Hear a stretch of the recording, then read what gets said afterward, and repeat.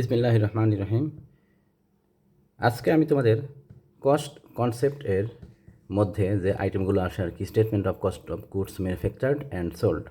এই statement of cost of goods manufactured and সোল্ডের একটা নমুনা ছক দেখাচ্ছি। Specimen of cost of goods manufactured and sold of a manufacturing company. একটা উৎপাদনকারী প্রতিষ্ঠানের cost of goods manufactured and cost of goods sold একসাথে যদি নির্ণয় করতে বলে তাহলে আমরা এই ছকের মাধ্যমে করব।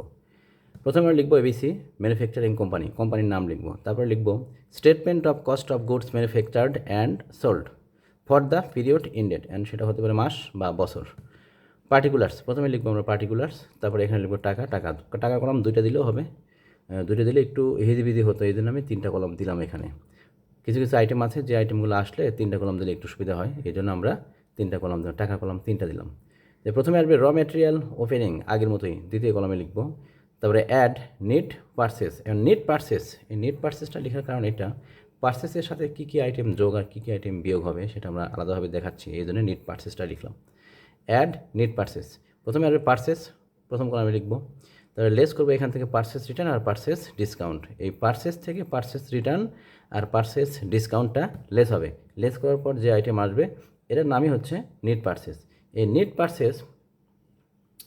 নেট পারচেসটা আবার আমরা কী করব, ওপেনিং র ম্যাটেরিয়ালের সাথে যোগ করে দেবো। যোগ করে যেটা আসবে এর সাথে আমরা ট্রান্সপোর্টেশন ইন আর বা ক্যারিজ ইন অড এটা যোগ করে দেব। যোগ করে দিয়ে যেটা আসবে এর নাম হচ্ছে raw material available for use. র ম্যাটেরিয়াল অ্যাভেলেবল ফর ইউজ পেলাম। এবার র ম্যাটেরিয়াল অ্যাভেলেবল ফর ইউজ থেকে আমরা বাদ দিব raw material closing. Raw material ক্লোজিংটা বাদ দিলে যেটা আসবে এর নাম হচ্ছে raw material used.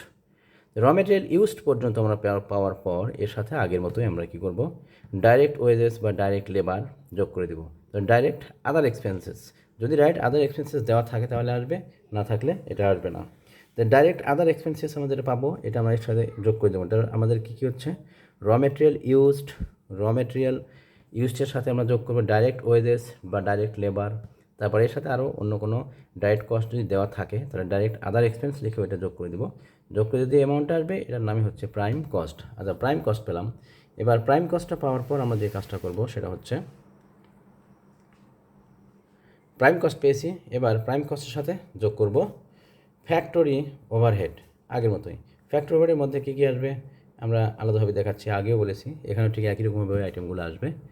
Indirect wages, indirect material, factory supervision expenses, তারপর depreciation expenses on factory building, তারপর depreciation on machinery, light heat and power, repair expenses of factory, তারপর ফ্যাক্টরি সাপ্লাইস এক্সপেন্সেস, আর তারপর আসবে হচ্ছে আদার ফ্যাক্টরি এক্সপেন্সেস।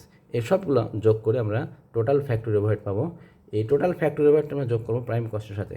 প্রাইম কস্টের সাথে যোগ করে যে অ্যামাউন্টটা আসবে এর নাম হচ্ছে ওয়ার্ক কস্ট।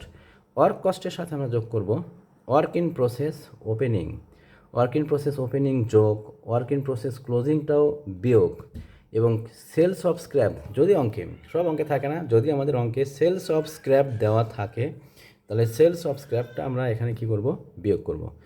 কস্ট অর্থাৎ ওয়ার্ক কস্টের সাথে এই যোগ এবং বিয়োগ করে নেবে এই আইটেমগুলো। বিয়োগ করার পর বিয়োগ করার পর যে আইটেম আসবে এর নামই হচ্ছে, যে অ্যামাউন্টটা আসবে এই অ্যামাউন্টটার নাম হচ্ছে cost of goods manufactured. Cost of goods manufactured পেলাম। এবার কস্ট অফ গুডস ম্যানুফ্যাকচার্ডের সাথে আমরা কস্ট অফ গুডস ম্যানুফ্যাকচার্ড পেলাম। কস্ট অফ গুডস ম্যানুফ্যাকচার্ডের সাথে আমরা যোগ করব finished goods. Finished goods opening যোগ আর ফিনিশড গুডস ক্লোজিংটা বিয়োগ। Finished goods, add finished goods opening যোগ আর ফিনিশড গুডস ক্লোজিং বিয়োগ। যোগ বিয়োগ করে যে অ্যামাউন্টটা পাবো লাস্টে এই অ্যামাউন্টটাকে আমরা বলবো কি, কস্ট অফ গুডস সোল্ড। এই কস্ট অফ গুডস সোল্ড পর্যন্ত আমাদের এখানে নির্ণয় করতে বলেছিলাম। এটা হচ্ছে আমাদের statement of cost goods manufactured and sold. এটা যখন নির্ণয় করতে বলবে তখন আমরা এই পর্যন্ত নির্ণয় করে অঙ্কটা ক্লোজ করে দেবো। আজকে এই পর্যন্তই। আমার cost of goods sold statement নির্ণয় করতে বলে আমরা এটা করব। আচ্ছা, তোমরা যদি ক্লাসটা ভালো লাগে তাহলে লাইক, কমেন্টস এবং শেয়ার দিয়ে দিও। আর আমার চ্যানেলটা কেউ সাবস্ক্রাইব করে না থাকলে সাবস্ক্রাইবটা করে দিও।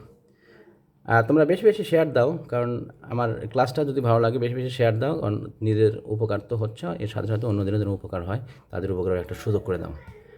আজকে এই পর্যন্তই। আসসালামু আলাইকুম।